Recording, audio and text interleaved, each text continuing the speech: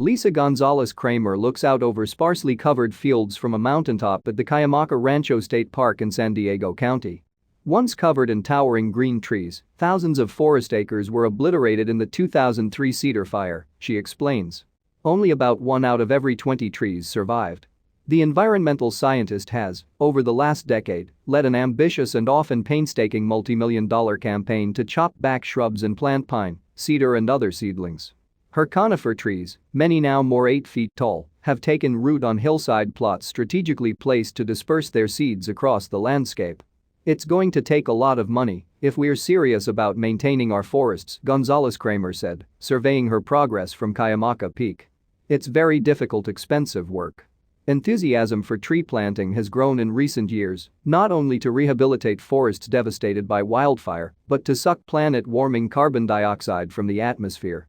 An international campaign to plant 1 trillion trees across the globe this decade aims to bolster the planet's current stock of roughly 3 trillion trees and sequester more than 200 gigatons of greenhouse gas. However, California is struggling just to hold on to its existing forests amid drought and ever larger wildfires. Efforts like Gonzales-Kramer's to replant public lands are often fraught with legal challenges, a lack of trained foresters and eye-popping price tags. Nurseries are now scrambling to expand their capacity as growing demand for seedlings threatens to create a bottleneck.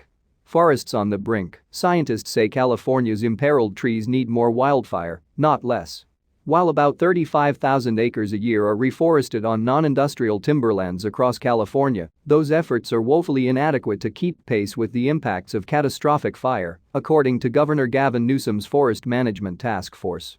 The U.S. Forest Service currently estimates that it owns roughly 950,000 acres in the state that needs some type of reforestation, a figure that will likely continue to grow with recent large blazes like the Caldor and Dixie fires. You can't just leave forests alone.